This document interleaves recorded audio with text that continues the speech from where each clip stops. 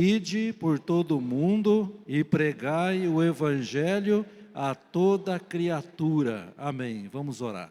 Senhor, louvado seja o teu nome, ó Deus, por mais essa semana, por mais um dia de vida que o Senhor nos concedeu, por estarmos na tua casa nesta noite para adorá-lo, Senhor Deus, para cultuá-lo e também estudar e aprender mais um pouco da tua palavra. Esteja abençoando os irmãos enfermos, curando, restabelecendo a saúde de cada um dos irmãos, tanto aqui da igreja sede, como também das nossas congregações. E agora, ó Deus, fala conosco através do estudo dessa lição. Nós pedimos e agradecemos em nome de Jesus. Amém. Você vai perceber em praticamente todas as lições, em todas elas dessa série, as citações de Mark Dever. Mark Dever, ele é pastor da Igreja Batista de Capitol Hill, lá em Washington, nos Estados Unidos. E ele, além desse livro, As 9 Marcas de uma Igreja Saudável, que resultou nessa série de 9 lições dessa revista, ele escreveu um livro com o tema discipulado, e naquele livro ele mostra que nós não podemos ouvir o som do tambor de outro evangelho e seguir outro evangelho que não seja o evangelho do Senhor Jesus Cristo, aqui contemplado nas Escrituras Sagradas, na Palavra de Deus. E o apóstolo Paulo, quando escreve aos Gálatas, no capítulo 1, versículo 8 e 9, Paulo diz as seguintes palavras: mas ainda que nós, ou mesmo um anjo vindo do céu, vos pregue evangelho equivalente ao que vos temos pregado, seja anátema. Assim como já dissemos, e agora repito, se alguém vos prega evangelho que vá além daquele que recebeste, seja anátema. A palavra anátema que significa maldito, desprezado, execrado. Esse é o sentido dessa palavra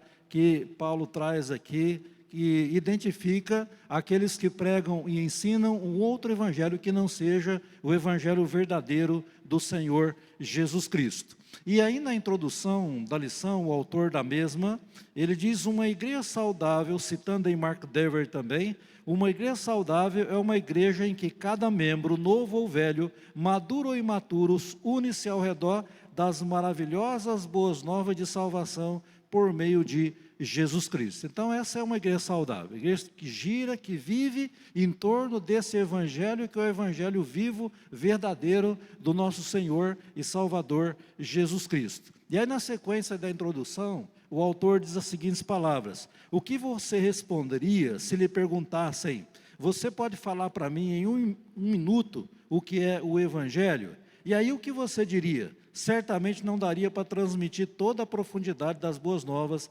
Então, quais elementos vitais você incluiria? Então, você, na sua casa, lá estudando a revista, a lição, você deve ter tido aí na sua mente algumas coisas que envolvem, algumas ideias ou verdades que envolvem o Evangelho, as boas novas da salvação. Lembrando que o Evangelho, na sua língua, no seu significado da língua original do Novo Testamento, significa exatamente isso: as boas novas, as boas notícias da salvação em Cristo Jesus. E aqui eu fiz a minha tarefinha lá em casa, preparando essa lição, é aí que o que eu coloquei como elementos vitais que definem o Evangelho do Senhor Jesus Cristo. O homem, ele é pecador, sem arrependimento ele está perdido eternamente, ele precisa se arrepender e crer em Jesus Cristo como seu único Senhor e Salvador. Jesus, ele é o único Senhor e Salvador, é o único mediador entre Deus e os homens. Jesus veio, se encarnou, ele morreu na cruz, ele ressuscitou, foi assunto ao céu e um dia ele voltará para buscar aqueles que creem nele como Senhor e Salvador. Então, em síntese, são esses elementos que eu coloquei aqui, que envolvem o verdadeiro evangelho, as boas novas da salvação em Cristo Jesus. E na sequência ainda da introdução, Cristo é o centro da mensagem bíblica. Nós não podemos jamais esquecer disso, porque a quinta-feira passada, estudando sobre a lição, o tema teologia bíblica, nós vimos que a teologia bíblica apresenta toda uma história da redenção, que começa lá em Gênesis, vai até Apocalipse, que vai do Éden até a eternidade, e nós vimos ali que o autor principal de toda essa história da redenção é exatamente o nosso Senhor e Salvador Jesus Cristo. Ou seja, toda a palavra de Deus, ela converge para a pessoa de Jesus. O Senhor Jesus é o centro das Escrituras, Ele é o centro do Evangelho. O Evangelho é o centro da mensagem cristã. Então nós não temos uma outra mensagem para pregar. A mensagem que nós pregamos é exatamente essa, que é a palavra de Deus, as boas novas da salvação em Cristo Jesus. Então espera-se que todo cristão saiba compartilhar rapidamente a principal mensagem que carregamos. Mas, infelizmente, isso nem sempre é verdade. Imagine um cardiologista que não sabe o que é um coração, assim é um cristão que não conhece o cerne da fé. Imagine um carteiro sem a encomenda, assim é o crente que não carrega as boas novas. O que nós aprendemos aqui, meus irmãos, é que para transmitir, para pregar esse evangelho, nós precisamos conhecer esse evangelho, conhecer o Deus desse evangelho, conhecer o Cristo desse evangelho. Lá em Oséias capítulo 6, verso 3, o que está escrito lá? Conheçamos e prossigamos em conhecer o Senhor. Como a alva, a sua vinda é certa, e Ele descerá sobre nós como chuva serôdia, que rega a terra. Lá em Mateus 22, 29, Jesus também diz o que ali? Errais, não conhecendo as Escrituras e nem o poder de Deus. Então, para pregar o Evangelho, nós temos que conhecer o Evangelho. E temos que reconhecer o poder que existe nesse Evangelho que nós pregamos. O problema é que durante anos, muitos pastores e membros consideraram conhecer o Evangelho, afinal foram evangelizados um dia. Contudo, não se ouvia mais as boas novas nos púlpitos, nas músicas, nas orações e nas conversas dos santos. O Evangelho que foi presumido, ou seja, que foi pressuposto, que foi imaginado, ele logo foi esquecido. Eu não sei se os irmãos aqui lembram bem, na década de 80, foi um período em que surgiram muitos programas televisivos visando a evangelização. Surgiram os grandes teleevangelistas, né? Jim Swaggart, Oral Roberts, né? O próprio Silas Malafaia aqui no Brasil e outros mais que criaram seus programas televisivos com o objetivo de evangelizar. Essa era a ideia, essa era a missão, de criar programas evangélicos para pregação do Evangelho. Só que com o passar do tempo, o que aconteceu? Os programas evangelísticos viraram programas escandalísticos. Eu sei que não existe essa palavra na língua portuguesa, mas eu estou criando ela agora. Então, os programas, em vez de serem evangelísticos, se tornaram escandalísticos, ou seja, escandalosos. Começou pastor brigar com pastor, missionário brigar com missionário, aqueles debates, né, que aconteciam e acontecem até hoje nesses programas. Na verdade, o foco não é mais a evangelização. O foco agora é polemizar, discutir e causar escândalo para quem assiste esses programas. E para piorar, quando o evangelho não preenche a igreja, outras mensagens começam a se espalhar e meias verdades começam a ser declaradas como fato completo. Por exemplo, muitos professam que o Evangelho é que Deus ajuda quem ajuda a si mesmo, que na salvação Jesus fez a parte dele e precisamos fazer a nossa. E isso é uma heresia plena. A mensagem cristã não é mero moralismo. Então, meus amados irmãos, o Evangelho que nós cremos, que é a palavra de Deus, nas nossas convicções calvinistas, reformadas, presbiterianas e sobretudo bíblicas, nós pregamos e enfatizamos na nossa pregação a soberania de Deus, e nós não isentamos a responsabilidade humana. Deus é soberano e o ser humano também ele é responsável. Mas existe um evangelho chamado evangelho arminiano, da corrente teológica doutrinária arminiana, que enfatiza a responsabilidade humana e praticamente isenta a soberania de Deus. Ou seja, o homem ele é responsável em tomar a sua decisão de crer em Jesus Cristo para a sua salvação. Então, a salvação é disponibilizada a todos. A ideia universalista da pregação do Evangelho. Então, cada ser humano, ele pode, deve escolher a crer em Jesus Cristo como seu Senhor e Salvador. Ou seja, não é iniciativa de Deus, mas é iniciativa do homem.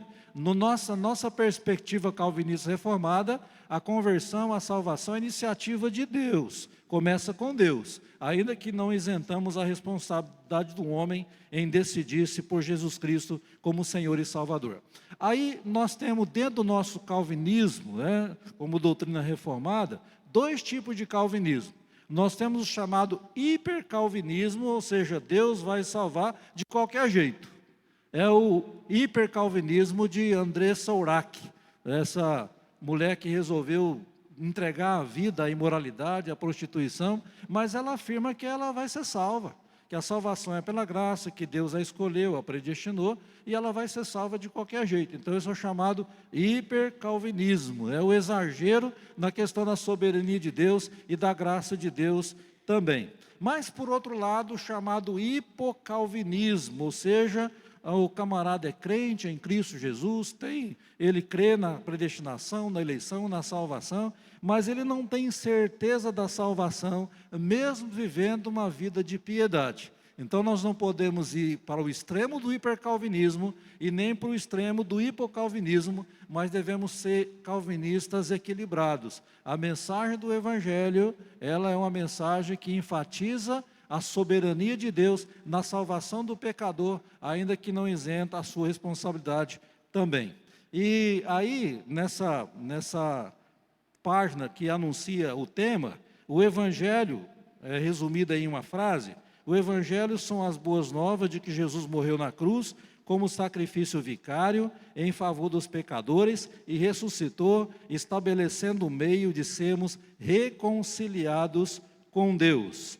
Outros mutilam o Evangelho e distorcem as suas verdades. Alguns, como Judas, tentam vender a Cristo dizendo: siga Jesus, dê o dízimo e tudo na sua vida irá bem, como se o Salvador fosse um amuleto mágico de saúde e prosperidade.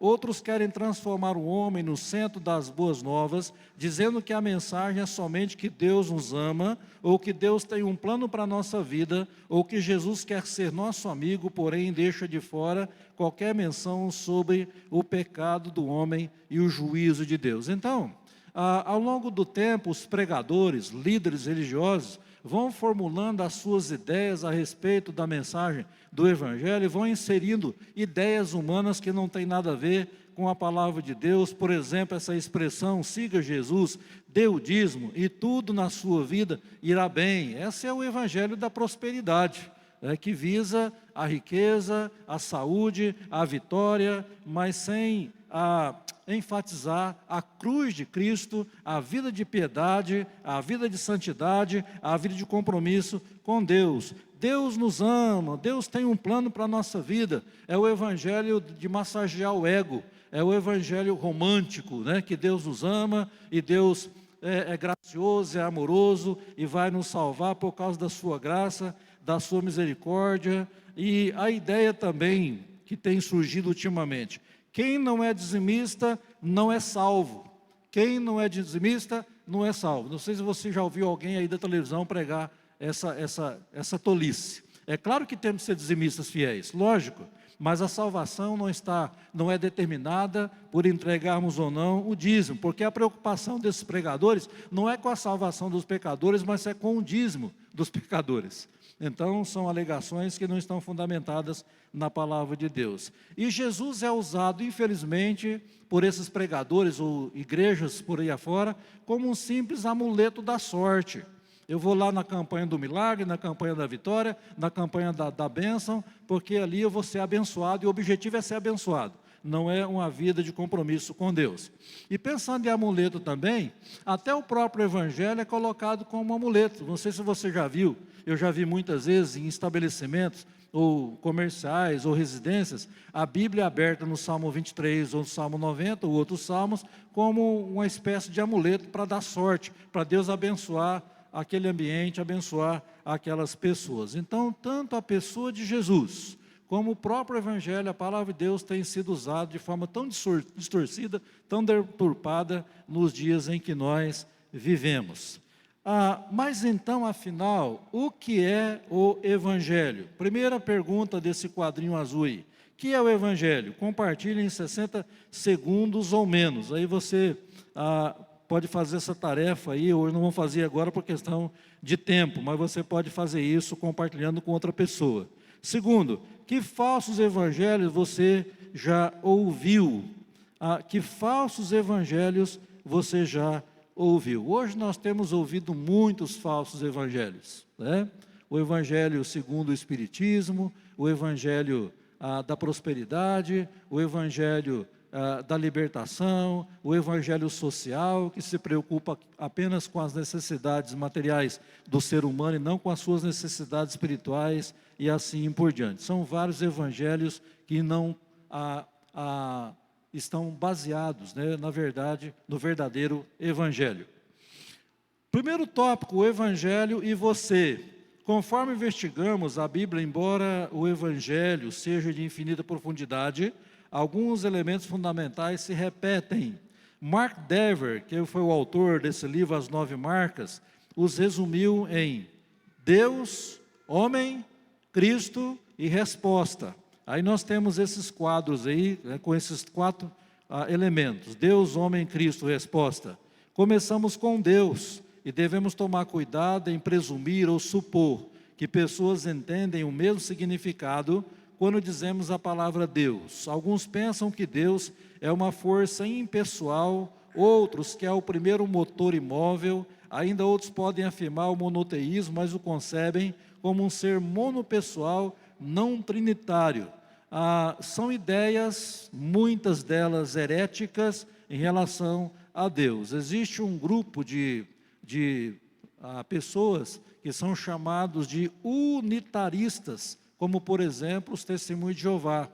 Deus é um Deus único, ele não subsiste em 3 pessoas, ele é um único Deus, então eles não creem no Deus triuno, eles não creem na trindade, por isso são chamados de unitaristas. Deus, ele é uno. Mas também temos os monoteístas, que se dividem em 2 classes. Os monoteístas unitaristas, Deus é único, mas ele é uno, ele é único, mas ele não é triuno, ok? E existe o monoteísmo trinitarista, Deus é único, mas ele é triuno. Essa ideia está certa, é verdadeira. Deus é único, mas ele é triuno. Ele é um Deus só que subsiste em 3 pessoas, Pai, Filho e Espírito Santo.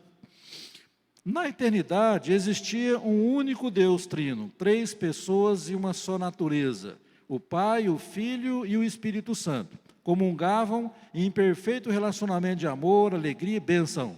Deus é Espírito imortal, imutável, eterno, puríssimo, justo, santo, poderoso, sábio, soberano. Então, como é que é essa questão da trindade, resumidamente falando? São 3 pessoas que são Deus, 3 pessoas divinas. O Pai é Deus, o Espírito Santo é Deus, o Filho é Deus. O Pai não é o Filho não é o Pai, o Espírito Santo não é o Pai e nem o Filho. Só que o Pai é Deus, o Filho é Deus e o Espírito Santo é Deus. Então, em resumo, essa é a doutrina bíblica verdadeira a respeito de Deus, o Deus triuno. Do transbordar de seu amor, Deus criou o homem à sua imagem e semelhança, para partilhar de sua comunhão e bênção. O ser humano, porém, se rebelou contra Deus e caiu de seu estado original. O problema fundamental da humanidade é que todos somos pecadores por natureza e por escolha, e portanto estamos sujeitos à ira de Deus. Quando Ele julgar vivos e mortos, somos culpados e corruptos. Uma das doutrinas do nosso sistema doutrinário reformado calvinista é a doutrina da depravação total. É o primeiro ponto, né, dos 5 pontos doutrinários de Calvino. O que significa depravação total? Na queda do homem no pecado, todas as suas faculdades foram afetadas pelo pecado. Os seus pensamentos, suas palavras, suas atitudes, o seu corpo físico, tudo foi atingido pelo pecado na queda. Todo homem, então, se tornou depravado espiritualmente. Esse é o conceito de depravação total. E por isso o homem é totalmente incapaz de, por si mesmo, se reconciliar com Deus. Romanos 3:23, Paulo é claro, porque todos pecaram e carecem da glória de Deus, e lá no capítulo 3, verso 10 a 18, Paulo traz uma descrição do homem caído no pecado, não um justo, não um sequer, todos se extraviaram, a uma se fizeram inúteis, e Paulo vai descrevendo as atitudes do homem depravado totalmente, o homem caído no pecado. Contudo, Deus amou o mundo de tal maneira que deu o seu Filho unigênito, para que todo que nele crê não pereça, mas tenha a vida eterna. Jesus Cristo encarnou, viveu perfeitamente entre nós, foi entregue por causa das nossas transgressões, ressuscitou para a nossa justificação, conforme Romanos 4, 25, subiu aos céus, está sentado à destra do Pai e voltará para julgar vivos e mortos pela sua manifestação e pelo seu reino, conforme 2 Timóteo 4, verso 1. O Pai lidou com nossa culpa, perdoando todos os nossos pecados, os nossos delitos na cruz de Cristo, conforme Colossenses 2, 13 e 14. E com nossa corrupção, mediante o lavar regenerador e renovador do Espírito Santo. Então, meus amados irmãos, são verdades preciosíssimas do Evangelho. Na verdade, isso aqui é um tesouro precioso, inestimável, que nós carregamos conosco como um simples vaso de barro, conforme Paulo diz em 2 Coríntios capítulo 4, versículo 7. Então, são verdades preciosíssimas para nós. Esse é o Evangelho da nossa salvação, conforme Efésios 1,13. Só ouvir, porém, essa mensagem não é suficiente. Nem é suficiente que concordemos com ela.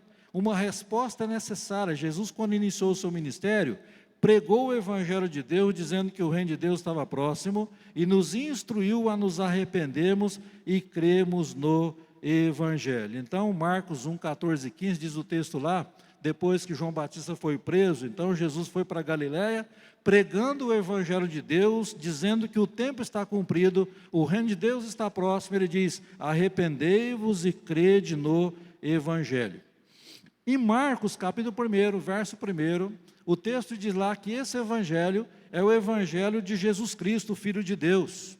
No verso 14 de Marcos 1, Marcos capítulo 1, é o Evangelho de Deus. Romanos 1, verso 1, também Paulo usa a mesma expressão, Evangelho de Deus. Efésios 1, 13, Paulo diz que esse Evangelho é o Evangelho da nossa salvação. Efésios 3, 8, ele diz que esse Evangelho é o Evangelho das insondáveis riquezas de Cristo. Mateus 24, 14, Jesus diz sobre esse Evangelho que ele é o Evangelho do reino. Paulo, quando escreve Romanos 16, 25, ele diz, se referindo ao Evangelho, como sendo o meu Evangelho. O Evangelho de Paulo, que era o Evangelho do Senhor Jesus Cristo. É importante ressaltar que não somos salvos por nossas obras. Nada que possamos fazer pode pagar o imensurável preço da nossa rebeldia contra Deus, que é infinitamente digno. Merecíamos morrer. Somos salvos somente pela graça, não por nenhuma capacidade em nós, mediante a fé somente, não por obras, em Cristo somente, não por qualquer outro mérito ou mediador, como nos ensina Efésios 2, versos 7 e 8, quando Paulo escreve para mostrar nos séculos vindouros a suprema riqueza da sua graça em bondade para conosco, em Cristo Jesus, porque pela graça sois salvos, mediante a fé. Dr. Mark Lloyd Jones, ele disse uma coisa muito interessante, meus amados irmãos. Ele diz assim: Deus seria justo em condenar a todos, mas ele foi misericordioso ao salvar alguns. Deus seria justo em condenar a todos, mas ele foi misericordioso em salvar alguns. Então, na verdade, ninguém de nós merecia salvação. Todos nós merecemos mesmo a condenação eterna do inferno por causa do pecado. Mas Deus, na sua infinita graça e misericórdia, Ele resolveu escolher alguns para a salvação. E se nós somos salvos, é pela graça e pela misericórdia de Deus tão somente. Na cruz, Cristo morreu em nosso lugar. A culpa do nosso pecado foi colocada sobre Ele, a chamada expiação substitutiva, ou sacrifício vicário, conforme esses textos aí. Assim Jesus aplacou a ira de Deus, derrubou a inimizade e se tornou propiciação, conforme esses textos também, nós não vamos ler por questão de tempo. Mais do que somente perdoados, fomos justificados, sem qualquer justiça em nós mesmos, ainda pecadores, fomos cobertos pela justiça perfeita de Cristo, a justificação dos nossos pecados, conforme esses textos que nós temos aí. Então, assim Deus não nos vê como estivéssemos na estaca zero, Ele nos vê perfeitos em Cristo.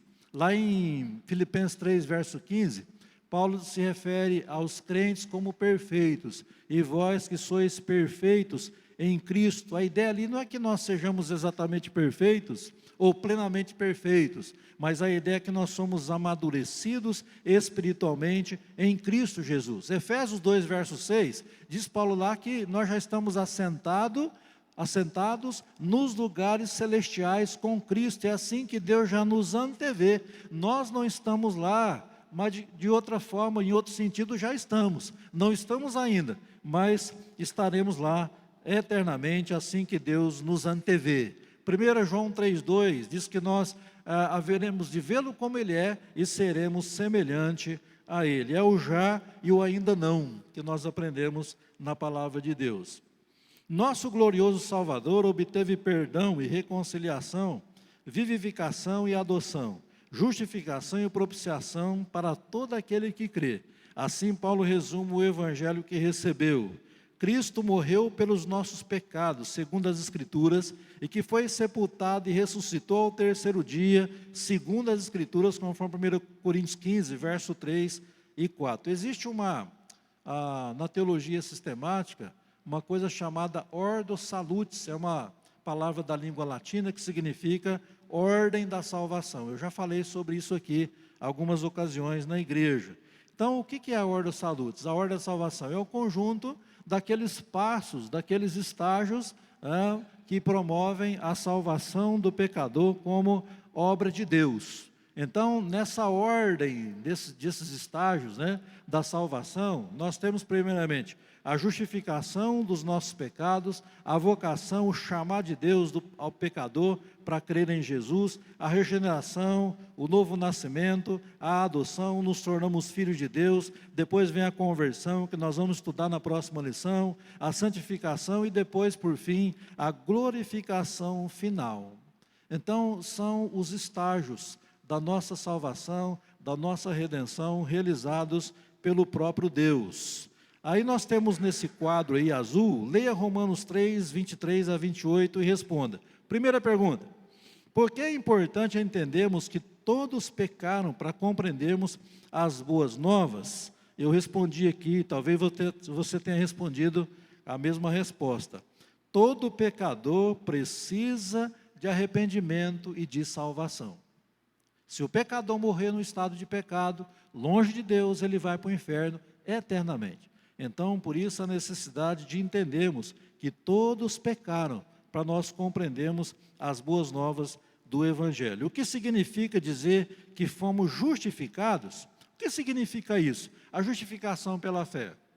Quando Deus nos justificou, bateu o martelo lá no tribunal dele, como juiz sobre nós, Ele nos declarou justos. Ele não nos tornou justos, mas Ele nos declarou justos, batendo o martelo, dizendo: ó, pastor Luiz está justificado dos seus pecados. Diácono Serginaldo está justificado, agora eu o declaro justificado dos seus pecados. E assim todos nós aqui.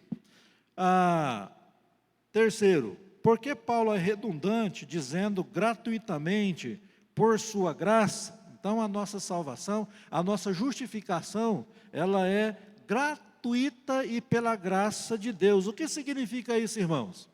Nós não pagamos um centavo sequer pela nossa justificação, pela nossa salvação. É tudo grato, é tudo gratuito, como expressão da graça de Deus. Quarta pergunta: somos salvos por nossas obras ou mediante a fé? O que isso significa? Nós somos salvos pela fé, somos justificados pela fé, ou seja, nós nos apropriamos da verdade da justificação pela fé que o mesmo Deus implanta no nosso coração. Nós entendemos também que nós não temos mérito nenhum para a nossa salvação. Nós somos salvos tão somente pela graça e pela misericórdia de Deus. Outra pergunta: o que Jesus fez pela nossa salvação? É fácil responder. Ele deu a própria vida. Ele deu a vida dele, morreu na cruz para que nós vivêssemos a sua vida, a vida eterna.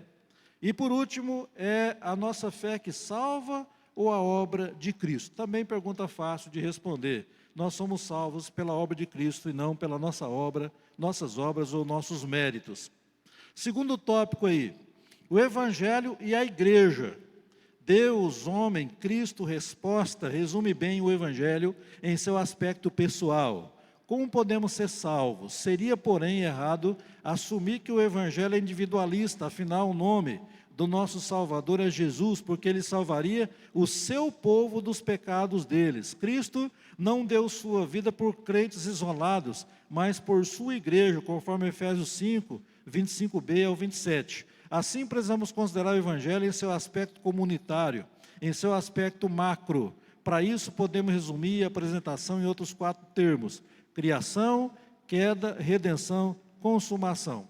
Irmãos, nós aprendemos pela palavra de Deus que lá na eternidade, antes de existir o mundo, antes da criação, antes de existirmos, Deus já tinha um povo eleito, predestinado, que Ele haveria de criar. Esse povo haveria de cair no pecado, e Deus haveria, através do seu Filho Jesus Cristo, resgatar este povo, que Ele planejou na eternidade salvar. Envolve indivíduos, eu particularmente, você também, mas Ele tem todo um povo para salvar, e isso foi determinado por Ele, decretado desde a eternidade. Quando Jesus se refere ao seu povo, lá em Mateus capítulo 1, verso 21, a palavra povo, lá em Mateus 1, 21, é a palavra laos, na língua grega, porque tem 2 palavras que definem povo no Novo Testamento. A palavra etnos, que vem de etnia, de nações, e a palavra laos, que é o povo no sentido espiritual, o povo eleito de Deus. Jesus não veio para salvar o etnos, para salvar as nações pagãs. Ele veio para salvar o seu povo dentre essas nações pagãs. Nós aprendemos também 2 conceitos interessantes: o conceito de exceção e o conceito de distinção. Jesus não veio para salvar todos os indivíduos sem exceção, não veio. Ele veio para salvar todos os eleitos sem distinção. Todos os eleitos, todas as tribos, povos, línguas e nações. Então o Evangelho é o Evangelho universalista, ou seja, universal e não universalista. A ideia do universalismo é que todos os indivíduos podem ser salvos, e que Deus pode salvar todos os indivíduos. Não é assim que nós aprendemos na palavra de Deus. Nós cremos na universalidade do Evangelho. O Evangelho é para alcançar e salvar os eleitos de Deus de todas as nações da terra. Então nós temos aqui a criação, a queda, a redenção e a consumação que ainda vai acontecer com a parousia, ou a volta pessoal do Senhor Jesus Cristo. Lembrando também que a resposta ao Evangelho que o pecador dá não procede dele próprio, mas procede de Deus. Ou seja, se Deus não agir no pecador que está morto nos seus delitos e pecados, se Deus não implantar nele a nova vida, a regeneração, não promover o novo nascimento, ele não vai ter a resposta positiva ao chamado do Evangelho. Então é muito importante pensar nisso. Outra coisa importante: Deus salvará todo o seu povo eleito. Enquanto o último eleito não foi evangelizado na face da terra para crer em Cristo como Senhor e Salvador, Jesus não virá. Lembrando o seguinte: muitos questionam a predestinação. Deus predestinou, a questão da relação entre a predestinação e a evangelização. Pastor, mas se Deus já elegeu na eternidade, já predestinou e vai salvar, para que evangelizar? Nós entendemos que Deus predestinou o fim, que é a salvação dos eleitos e predestinados, mas Ele predestinou o meio, que é a evangelização, para alcançar com a pregação do Evangelho os eleitos e predestinados. Então não tem desculpa. Nós somos responsáveis em evangelizar. Deus predestinou, escolheu, vai salvar, mas vai salvar mediante a pregação do evangelho. Aí nós temos aí esses quatro quadrinhos azuis aí: criação, queda, redenção e consumação. Aí nós começamos com Deus, o Criador, assim como anteriormente afirmando que o Deus Trino criou um mundo bom e abençoado, uma criação em plena submissão e comunhão consigo mesmo. Deus criou o homem e a mulher à sua imagem e os colocou como subgerentes ou como vice-gerentes da terra. Isso é chamado na palavra de Deus, na teologia, de mandato cultural. Deus criou todas as coisas e colocou sob a responsabilidade do homem para cuidar. Satanás, porém, investiu contra a boa ordem de Deus e levou Adão e Eva e a humanidade à rebelião. Pensávamos que seríamos livres, mas a queda trouxe escravidão ao pecado, ao mundo e ao diabo, conforme esses textos aí. Até a própria criação foi sujeita por Deus ao cativeiro da corrupção, conforme Romanos 8, verso 20 e 21. Enquanto a ênfase anterior do problema estava em questões internas, culpa e corrupção, que de fato são a raiz de todos os problemas, aqui nos deparamos com inimigos externos. Quais são os nossos inimigos da fé cristã? Os três inimigos da nossa fé, quem são? Nós temos a carne, o diabo e o mundo, né? São nossos inimigos externos, que nós lutamos 24 horas por dia contra eles em oração, na dependência de Deus, para que nós não caiamos nos pecados que a carne, o mundo e o diabo pode provocar ou proporcionar na nossa vida. Depois, a boa notícia, porém, é que se o Filho nos libertar, verdadeiramente sereis livres, conforme João 8,36. Que Deus amou tanto o mundo, essa criação caída, que proveu em Cristo redenção. O paralelo bíblico da redenção é a libertação do êxodo, das garras de Faraó, do cativeiro do Egito, rumo à terra prometida. Todo aquele que creu no Senhor, sacrificando o Cordeiro, saiu vitorioso da terra da servidão. Então Deus proveu o Cordeiro, o seu próprio Filho Redentor, para nos proporcionar a vida eterna, a salvação para a nossa alma. Da mesma forma, Cristo humilhou o faraó deste mundo, despojou os principados e as potestades, publicamente os expôs ao desprezo, triunfando sobre eles na cruz, conforme Colossenses 2,15. E Deus os libertou do poder das trevas e nos transportou para o reino do Filho do seu Filho amado, o reino do seu Filho amado. Colossenses 1, 13 e 14. E por fim nós temos a consumação. Não só o povo de Deus é libertado, mas a própria criação será libertada do cativeiro, da corrupção, para a liberdade da glória dos filhos de Deus, conforme Romanos 8, verso 20 e 21. Isso ocorrerá quando a consumação chegar e Cristo vencer o mundo, a grande Babilônia, conforme Apocalipse 18, o diabo, Apocalipse 20, destruir a morte, o último inimigo, 1 Coríntios 15, 26, julgar vivos e mortos, Apocalipse 20, 11 a 15, e fazer novas todas as coisas, conforme Apocalipse 21, versículo 5. Essa é a nossa expectativa, a nossa esperança e a nossa certeza também. Jesus Cristo está vindo aí a qualquer momento para realizar toda essa obra aqui da consumação. Aí no quadrinho da página 34, no finalzinho aí da página, duas perguntas. Por que precisamos das duas ênfases, macro e micro, no entendimento do Evangelho? O que seria essa questão do micro? O micro é o indivíduo, é a nossa salvação individual, né? E o macro é o povo de Deus eleito aqui na face da terra, que vai ser alcançado com a pregação do Evangelho e salvo pela graça de Deus. Segunda pergunta: como fazemos para participar da nova criação? É suficiente dizer que Jesus fará tudo novo e não explicarmos como podemos fazer parte? Então, como fazemos para participar da nova criação? É simples, crendo em Jesus como nosso Senhor e Salvador.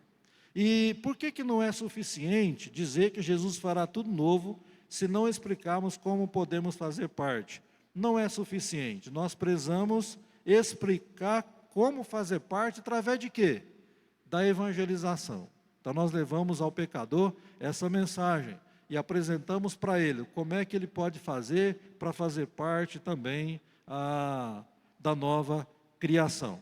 E aí nós vamos para o terceiro e último tópico da nossa lição, as implicações para a vida da igreja. Então nós vimos o Evangelho em você, o Evangelho e a igreja, agora as implicações para a vida da igreja. Se o Evangelho é tão central à nossa vida como cristãos e como igreja, não é de se assustar em pensar nas gloriosas implicações que ele tem para nós. Primeiro, preservem o Evangelho.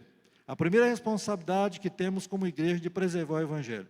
Sem o Evangelho não mais temos pessoas remidas pelo Cordeiro, unidas por Cristo em uma igreja, mas religiosos moralistas que se reúnem regularmente. Sem o Evangelho a igreja não tem nada a dizer, ou seja, nada a dizer que não possa ser dito por qualquer outro instrumento humano. Então, irmãos, sem o Evangelho a igreja fecha as portas. Prova disso é que, na história, as igrejas que abandonaram o Evangelho fecharam as portas.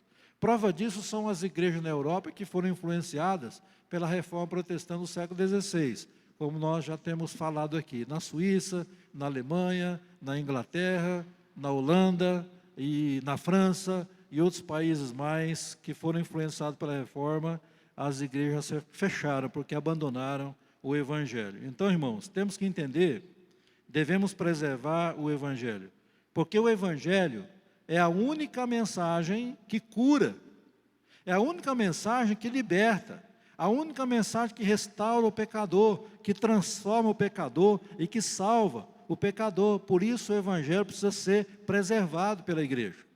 Pastores devem se atentar para os lobos vorazes, que buscam penetrar no meio do aprisco de Cristo, conforme Atos 20, 29 a 31. E membros também, Paulo, ao escrever a carta às igrejas na região da Galácia, repreende todos por estarem passando tão depressa daquele que os chamou na graça de Cristo para outro evangelho.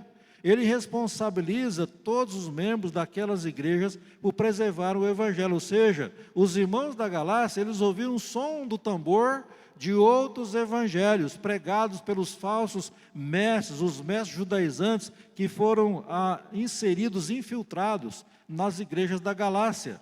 Ele responsabiliza todos os membros daquelas igrejas por preservar o evangelho. Mesmo que alguém com carteirinha de apóstolo, até mesmo um ser reluzente com asas chegasse com outro evangelho, eles deveriam dizer anatema. Então, irmãos, não só a liderança, não só os pastores, mas todos os irmãos, toda a igreja é responsável pela preservação do verdadeiro evangelho. E a outra questão, a outra necessidade, saturem-se do evangelho. Não é saturarem-se, é saturem-se do evangelho. O evangelho distingue a igreja no mundo, define a mensagem, a missão da igreja no mundo e protege o povo de Deus contra os dardos inflamados do maligno e dos falsos encantos do pecado. O evangelho é absolutamente vital para uma igreja cristã e um cristão saudável, vibrante, alegre, perseverante, esperançoso. O evangelho é tão essencial à vida cristã que precisamos saturar-nos com ele para sermos membros de igrejas saudáveis. Como é que nós podemos nos saturar do evangelho? Naturalmente inserindo o evangelho na nossa mente, no nosso coração. Jeremias 15:16 diz que nós devemos comer a palavra de Deus. Achadas as tuas palavras, logo as comi, e elas me foram gozo e alegria para o coração. Salmo 1, verso 2, nós devemos meditar na lei do Senhor dia e noite. Nós devemos nos encharcar desse evangelho, não para sermos fanáticos, para sermos místicos, mas para sermos fervorosos de espírito, servindo ao Senhor. Então, nada menos que isso Deus exige de mim e de você. Devemos nos saturar com o evangelho. Por isso a necessidade de ler, de meditar em casa, lá no culto doméstico, aqui na escola dominical, aqui no estudo bíblico de quinta-feira, em outras ocasiões que Deus nos dá para ouvir, para estudar e para aprender o evangelho. Irmãos, e para preservarmos o evangelho, nós precisamos estar saturados dele, pois o evangelho é presumido ou imaginado, mas infelizmente logo é esquecido. Então nós temos que deixar inculcado na nossa mente, no nosso coração o evangelho e não abandonar o evangelho, não esquecer o evangelho jamais. Se um judeu entrasse em sua igreja, ele se sentiria à vontade com o que é cantado, ou seria confrontado com a gloriosa verdade do Deus encarnado? Se um fariseu legalista chegasse ao culto em sua igreja, ele se sentiria à vontade com o que é pregado ou ficaria incomodado por ouvir sobre a graça de Deus? Ou seja, o judeu que ouvisse o evangelho que pregamos, ele mudaria de vida ou continuaria com o seu judaísmo? O fariseu que ouvisse o evangelho que pregamos, continua sendo um fariseu acomodado, ele mudaria o seu estilo de vida. Ou seja, que efeito o evangelho que pregamos causa na vida das pessoas? Nós estamos falando aqui de judeu, de fariseu, mas pode entrar um homossexual, uma prostituta, um ladrão, um bandido, um sequestrador, não sei. Qual o efeito que a palavra que nós pregamos vai surtir na vida dessas pessoas? Estamos caminhando já para o final. Se as nossas orações, será que nossas orações, canções e pregações estão transbordando do evangelho? Será que nossos grupos pequenos, nossos discipulados, nossos ministérios estão centrados nas boas novas? Ou será que imaginamos que o evangelho é algo só para o começo da vida cristã?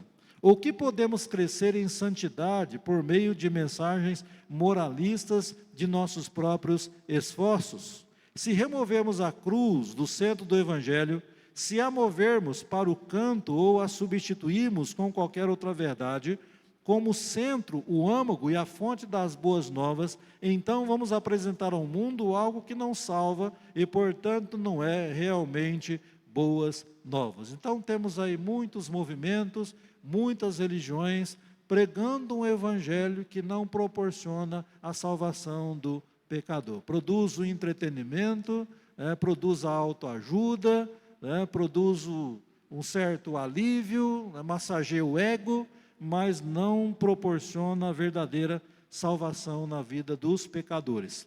Aí, o último quadrinho azul. Primeiro, você entende sua responsabilidade de preservar o evangelho em sua igreja? Essa é uma resposta que você deve dar para Deus. Como é que você tem evidenciado essa responsabilidade em preservar o evangelho na sua igreja? Segunda pergunta: como você e sua igreja podem se saturar do evangelho? É uma pergunta fácil também de responder. Já podemos perceber durante o estudo dessa lição. Como é que nós vamos nos saturar do evangelho? Lendo a palavra, sim. Também, a ideia de amadurecer, mas também de nos encher. Quanto mais nos encher do evangelho, melhor. Aliás, é isso que dá amadurecimento, né? Quanto mais nos enchemos, mais amadurecemos.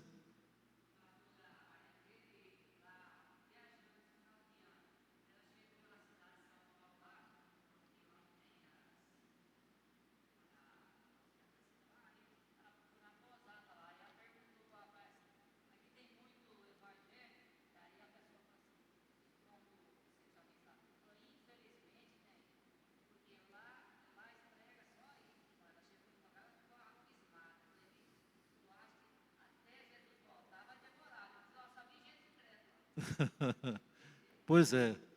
E é duro ouvir isso, né? Aqui tem muito evangélico e a pessoa diz assim: infelizmente tem.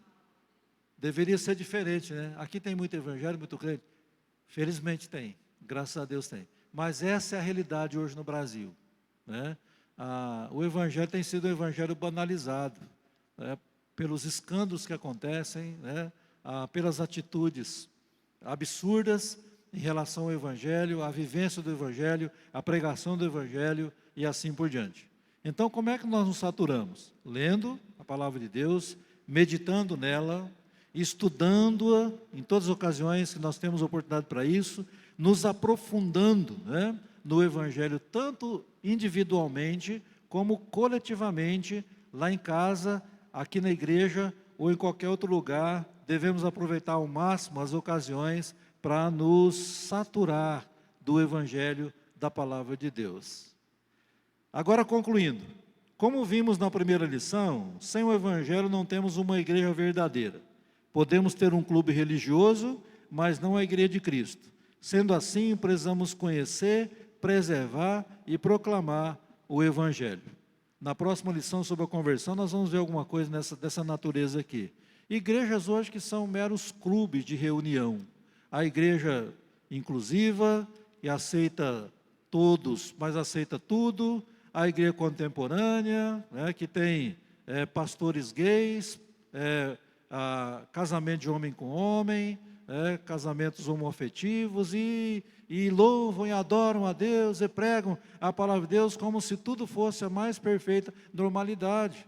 A igreja romana, né, com toda a sua idolatria, aquelas práticas e dogmas e doutrinas que não tem nada a ver com a palavra de Deus, mas o pessoal reúne, é como se fosse um clube social apenas e não uma igreja verdadeira. Então a igreja, para ser verdadeira, ela reúne o povo comprometido com o verdadeiro evangelho de Jesus, ensina o verdadeiro evangelho de Jesus e vive, pratica o verdadeiro evangelho do Senhor Jesus. E aí, o que você vai responder se alguém lhe perguntar o que é o evangelho em 1 minuto? Como é que nós vamos responder para a pessoa que nos perguntar? Então, irmãos, aí nós finalizamos essa lição, a 5ª lição, essa marca fundamental da igreja, a 3ª marca, que é o evangelho. Nós vimos aí o evangelho e você, o evangelho e a igreja, e as implicações desse evangelho para a vida da igreja. Sim, presbítero Jonas.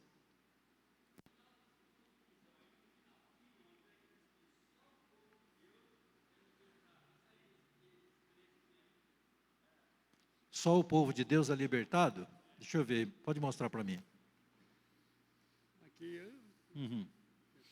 sim, boa pergunta, boa pergunta. Não só o povo de Deus será libertado, mas a própria criação será libertada do cativeiro da corrupção, conforme Paulo mostra aí no capítulo 8. Deixa eu só explicar alguma coisinha aqui. O pastor Jonas pode me ajudar se eu me equivocar na resposta aqui.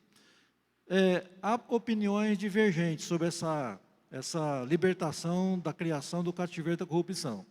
Para alguns teólogos, essa libertação da corrupção do cativeiro é a restauração dessa terra, desse sistema que nós temos aqui, quando Jesus voltar, e tudo isso vai se transformar no novo céus e nova terra, onde não haverá pecado, injustiça, maldade, não. Haverá paz perfeita, felicidade plena, nesse sistema restaurado.